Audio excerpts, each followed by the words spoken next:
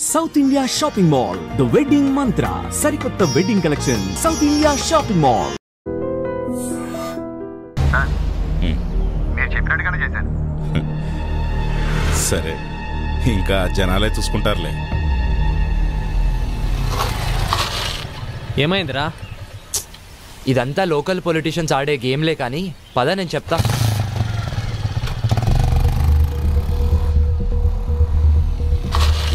ఎవడో false case పెట్టాడంట, అందుకే పంపించేశారు. ఏమో మాకేం తెలుసు.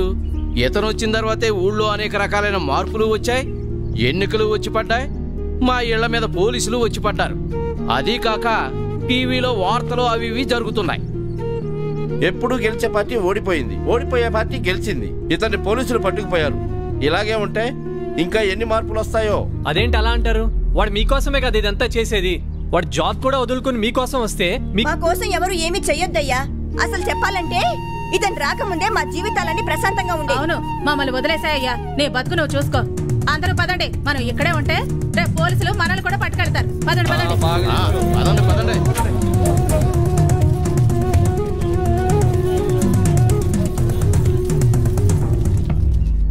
ఆడు అవిగాడు హోటల్ కౌంటింగ్ లో ఏదో మాయ చేశాడంట, అందుకే పోలీసులన్నీ అరెస్ట్ చేశారు. పాపం ఊరికే పోతుందా, వదిలిపెడుతుందా? అరే, నీకొచ్చిన 14 ఓట్లు చూసి నువ్వు అనుకున్న మార్పు వస్తుందని చిన్న హోప్ వచ్చిందిరా. కానీ అంతలోనే హోప్ మొత్తం చంపేశారు వీళ్ళంతా. ఐమ్ సారీరా, నువ్వు కూడా ఎక్కువ ఆలోచించకు. నీకు ఇది కరెక్ట్ కాదు. నా మాటిని హైదరాబాద్ వచ్చే బయలుదేరతా. బాయ్.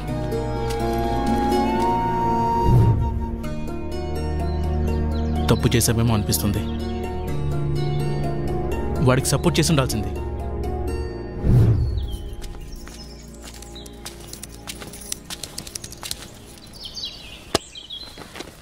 బాబు, నువ్వు ఈ ఊరిని ఈ జనాల్ని మార్చడానికి ఇక్కడే ఉండిపోయావట.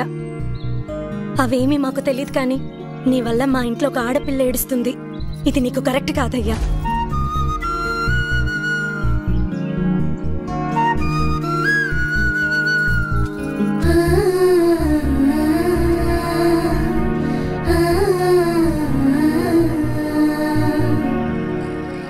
నా ఆలోచన అంతా కృష్ణ గురించే. నా వల్లే తను సఫర్ అవుతుంది. రేయ్, మళ్ళీ కాల్ చేస్తారా? చెప్పమ్మా. నీకు చెప్పేంత దాన్ని కాదయ్యా, కానీ నీ వల్ల ఒక ఆడపిల్ల బాధపడుతోందంటేనే నేను తట్టుకోలేకపోతున్నాను. మంచో చెడో నాకు తెలియదు, కానీ నువ్వొచ్చాక ఊర్లో మార్పు వచ్చింది. కానీ ఇక్కడి మార్పు ఎవ్వరికీ అవసరం లేదు.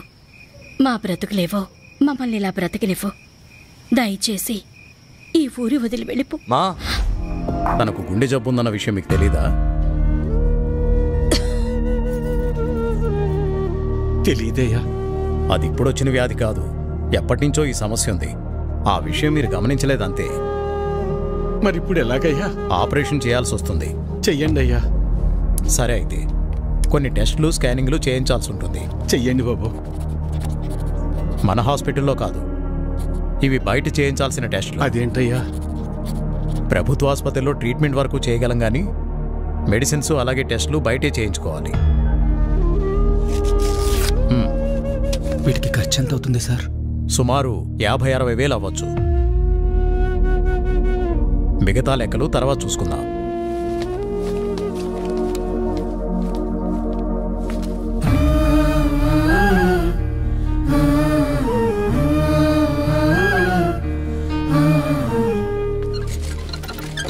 ఒరే పెద్దోడా, మేము ఎంత పని చేసిందిరా. ఎప్పుడు నొప్పి అని కూడా అనలేదు. అవునన్నా.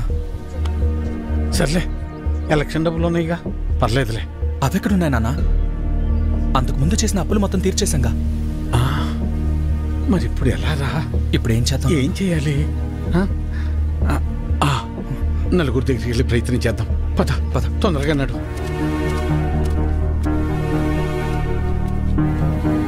అయ్యా సుబ్బయ్య గారు,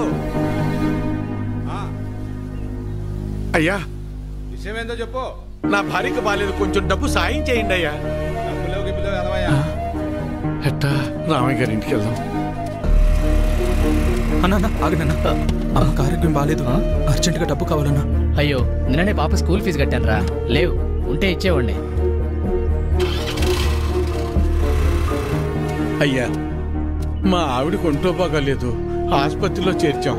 కాస్త డబ్బులు సాయం చేయండి అయ్యా. లేడు, ఊరెళ్ళాడు. వెళ్ళాడా? రవి, అర్జెంటుగా డబ్బు కావాలరా. అమ్మకి బాగాలేదు, హాస్పిటల్లో ఉంది. డాక్టర్ గారు డబ్బులు తీసుకురమ్మన్నారు. ఏదో ఒకటి చేయరా. లేవన్నా. నువ్వే ఎలా అంటే ఎలా రా, అర్థం చేసి. లేవన్నా. బాబాయ్, బాబాయ్, అమ్మని హాస్పిటల్లో జాయిన్ చేశాం బాబాయ్. అర్జెంటుగా డబ్బు కావాలి, ఆపరేషన్ చేయాలంటున్నారు. డబ్బులు ఏమి లేవు, వెళ్ళిపో. అసలు ఏమి లేవు, దయచేసి వెళ్ళిపోవా. వెళ్ళు.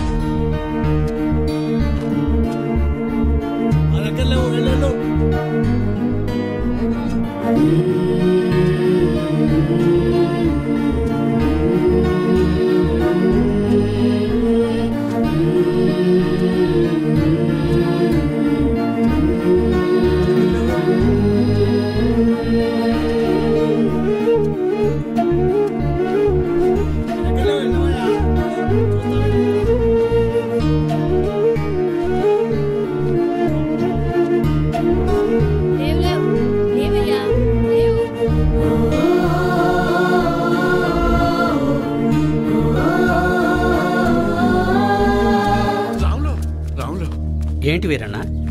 రే, ఏమైనా కసిన డబ్బులుంటే సర్దరా. నా తల తాకట్టు పెట్టైనా నీ బాకీ తీరుస్తాను. వీరన్నా, నీకు అప్పిచ్చేంత స్తోమత నాకు లేదు. అట్లా అనబాకరా. ఏం చేయాలో నాకు అర్థం కావటం లేదు. అందుకే నేను నీకు చెప్పేది, ప్రభుత్వాలు ఇస్తున్నాయి కదా అని ఊరికే ఉండకూడదు. ఉచితంగా వచ్చేది తీసుకో, అది నీ హక్కు. వద్దని నేను అనడం లేదు, కానీ దానిమీదే ఆధారపడకుండా పనిచేసి సంపాదించుకుంటే నీకీరోజు ఈ దుస్థితి వచ్చేది కాదు కదా. మొన్ననే ఎన్నికలు జరిగాయి, మళ్ళీ ఎన్నికలు వచ్చేదాకా నీ చేతిలో 4 డబ్బులుండవు. అలాంటిది నిన్ను నమ్మి ఈ ఊళ్ళో ఎవరు డబ్బులు ఇస్తారు చెప్పు?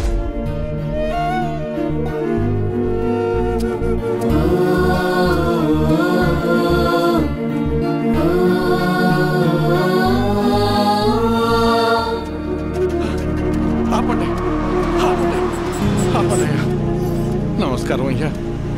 నా భార్య హాస్పిటల్లో ఉంది, ఆరోగ్యం బాగాలేదు. కాసిన డబ్బులు సాయం చేయండి అయ్యా. రే, ఎలక్షన్లోనూ సాయం చేసి ఆరోగ్యం బాగోపోతే సాయం చేసి అదే పనిగా చేస్తారా? అంత మాట అనకండి అయ్యా. అన్నిటికీ నేనేమన్నా దేవుణ్ణేంట్రా? అయినా ఇలా పంచుకుంటూ పోతే ఎప్పుడురా, నేనెప్పుడురా బతికేది? అది సరేనయ్యా, ఇక్కడ ప్రభుత్వ ఆసుపత్రిలో ఉండాల్సిన సదుపాయాలు అసలు ఎందుకని లేవయ్యా?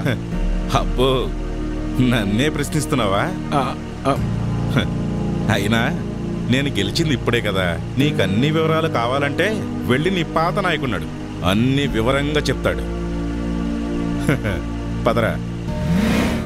అబ్బా, నా ముందు నుంచుని నన్నే ప్రశ్నిస్తున్నావా? లేదయ్యా. నీకు లెక్కలు చెప్పడానికి నేనిప్పుడు మీ లీడర్ని కాదు కదా. నన్ను కాదని వేరే వాడిని గెలిపించుకున్నారు. వెళ్ళి అని అడగండి. ఆయన్ని అడిగితే మిమ్మల్ని అడగమన్నారండి. అవునా? సరే కానీ మొన్న ఎలక్షన్స్కే డబ్బులెంత ఇచ్చానరా నీకు? ఓటుకి 2000 కాదు రోయ్, అందరికీ 2000 ఇస్తే మూసుకుని తీసుకోకుండా నువ్వు డిమాండ్ చేసి మరీ 3000 తీసుకున్నావు కదా. మరీ ఈసారి అయితే మీకు పండగే రోయ్. ఒకే ఎలక్షన్కి 2 సార్లు వచ్చారా డబ్బులు? జాక్పాట్ మీకు. ఆ డబ్బులన్నీ ఎక్కడి నుంచి వచ్చాయనుకున్నావురా? నా జేబులోంచి కానీ తీసిచ్చాననుకున్నావా? మీకు ప్రభుత్వం ద్వారా వచ్చిన సహకారాలన్నీ రూపాంతరం చెంది డబ్బుగా మీ చేతికి వచ్చాయి. దీన్ని బట్టి నీకేమర్థమైంది? అవ్వా కావాలి బువ్వా కావాలంటే కుదరదు రోయ్. అయ్యా, నేను లెక్కలు అడగటానికి రాలేదయ్యా. నా భార్య సావు బతుకుల్లో ఉంది. కాస్త డబ్బు సాయం చేసి నా భార్యకు ప్రాణభిక్ష పెట్టండి అయ్యా. ఏరా, ఇందాక అడిగావు, ఇప్పుడు అడుక్కుంటున్నా. ఇదేరా మీ దగ్గర వచ్చిన చిక్కు. అయినా డబ్బులు తీసుకుని మరీ నన్ను ఓడించారు కదరా. అయ్యా, అనుభవించండి.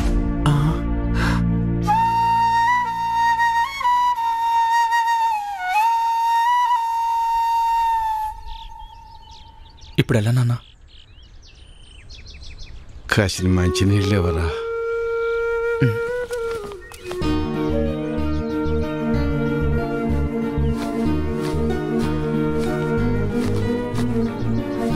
తీసుకున్నాను.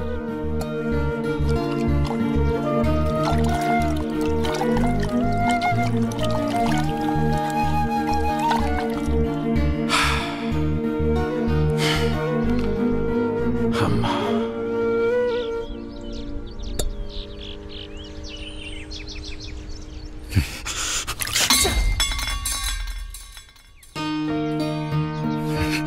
కన్న తల్లిని కాపాడుకోలేని బతుకు కూడా ఓ బతికేనా? ఛీ!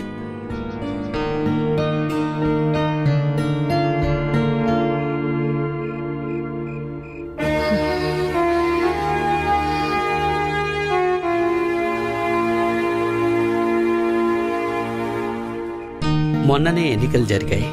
మళ్ళీ ఎన్నికలు వచ్చేదాకా నీ చేతిలో 4 డబ్బులు ఉండవు. అప్పు పుట్టాలి అంటే ఎలక్షన్స్ రావాలి అంటే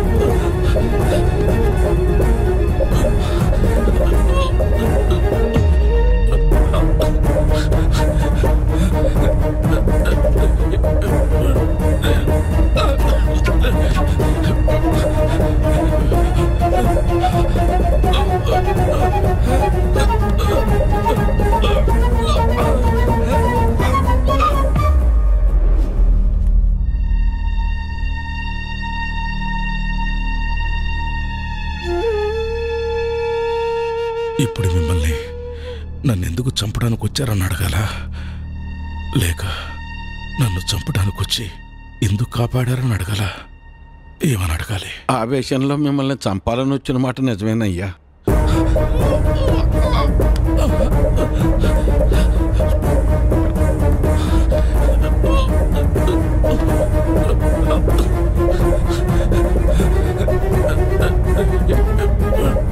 కానీ మేము వచ్చి చూసేసరికి చావు బతుకుల్లో ఉన్న మిమ్మల్ని అలా వదిలేయాలా లేదా కాపాడాలన్న సందిగ్ధంలో కాసేపు ఉండిపోయామయ్యా. మేము మీలాగా ఆలోచించం కదయ్యా.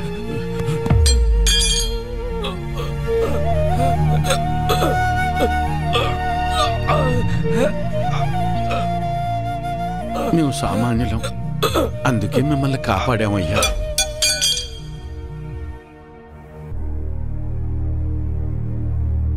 అసలు నన్ను ఎందుకు చంపడానికి వచ్చారు? మీరు చచ్చిపోతే మళ్ళీ ఎలక్షన్లు వస్తాయి కదయ్యా.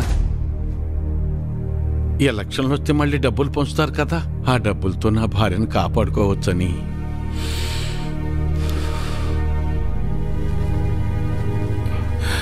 డబ్బు పారేస్తే దేనైనా సొంతం చేసుకోవచ్చు అనుకునే మాకు నువ్వు మాట్లాడిన ఒక్క మాట చాలు మేమెంత పెద్ద తప్పు చేసామో తెలియటానికి. నన్ను క్షమించు వీరన్నా. అయ్యో, నీ భార్యను కాపాడే బాధ్యత నాది. ఎంత ఖర్చైనా పర్వాలేదు, నేను చూసుకుంటాను. అయ్యా,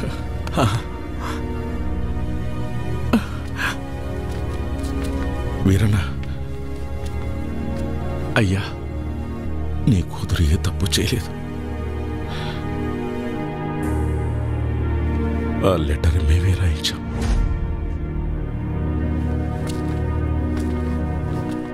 డాక్టర్ గారు, డాక్టర్ గారు, అయ్యా నా భార్యకి టెస్టులు స్కానింగ్ చేయాలన్నారు. ఇదిగోనయ్యా డబ్బులు తెచ్చానయ్యా, దయచేసి నా భార్యని కాపాడండి అయ్యా. సారీ వీరయ్య, మేమెంత ప్రయత్నించినప్పటికీ కాపాడలేకపోయాం.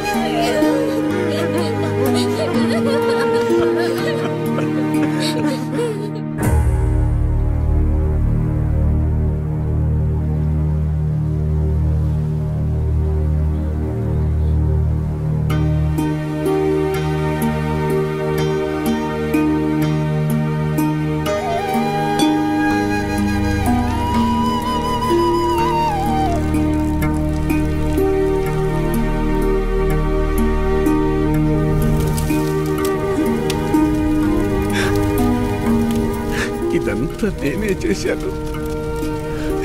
నిన్ను నేనే చంపేశాను. అగ్ని సాక్షిగా నీకు తోడుంటానని మాటిచ్చాను. కానీ అదే అగ్గిలో నువ్వు కాలి బుక్కైపోతుంటే ఏమీ చేతగాని వాళ్ళ చూస్తూ ఉన్నా.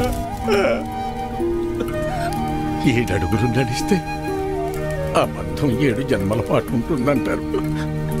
వద్దు వద్దు, ఇక నేను నీకు భర్తగా ఇంకా ఏ జన్మలోనూ రాకూడదు లక్ష్మి, రాకూడదు. నన్ను క్షమించు లక్ష్మి, నన్ను క్షమించు.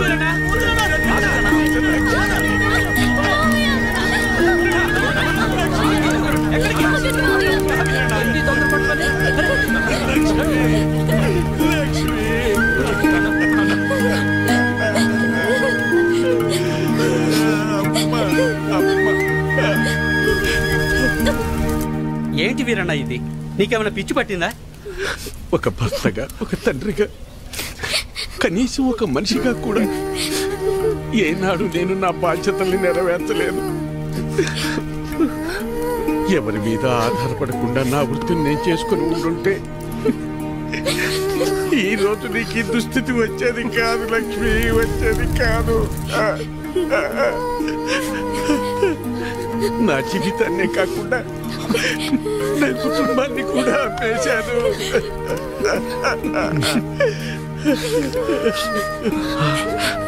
ఎవరో వేసే పిచ్చ మీద ఆధారపడి బతికేలా చేశాను.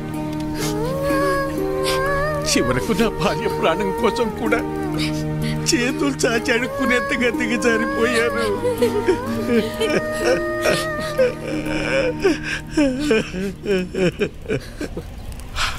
ఈరోజు నాకు వచ్చిన ఈ స్థితి రేపు మీలో ఎవరికైనా రావచ్చు, కానీ రాకూడదు. అయినా నా భార్యని కాపాడుకునే హక్కు కూడా నాకు లేదా? ఆ హక్కును పొందే అర్హత నాకు లేదా? ఆరోగ్యం, విద్య ఈ దేశ పౌరులుగా మన ప్రధాన హక్కులు అంటారే, మరి మరి వాటిని పొందే అర్హత నిజంగా నాకు లేదా? నాకు అర్హత లేదు, నాకు అర్హత లేదు. నాకే కాదు, మనలో ఎవ్వరికీ అర్హత లేదు. మనల్ని మనం అమ్ముకున్న రోజే ఆ అర్హతను మనం కోల్పోయాం. ప్రశ్నించే హక్కును కూడా కోల్పోయాం. చివరికి ఎవరితోనూ నా కూతురుకు సంబంధం అంటగడితే కూడా ఇది నిజమా కాదా అని కనీసం నా కూతుర్ని కూడా నేను అడగలేకపోయాను. ఇంతకాలం అందరినీ మారమని చెప్పాను, కానీ అసలు మార్పు నాలో రావాలని ఆలస్యంగా తెలుసుకున్నాను. నాలో మార్పు రావాలి, రావాలి. నాలా ఆలోచించే ప్రతి ఒక్కరిలో మార్పు రావాలి. మనం బానిసలమనే భావన తొలగాలి. అందుకు మన ఆలోచన మారాలి. ఆ మార్పు దిశగా మనల్ని ముందుకు నడిపే అభినవ్ లాంటి నాయకుడు మనకు కావాలి. అయినా ఆ కుర్రాడు చాలాసార్లు చెప్పాడు నన్ను మారమని. నాలాంటి వాళ్ళలో మార్పు కోసం అతను చాలా తపన పడ్డాడు. మనందరం అతనికి ఏమిచ్చాం? అతన్ని ఊరి నుంచి తరివేద్దాం అనుకున్నాం. మనం ఇకనైనా మేల్కొందాం.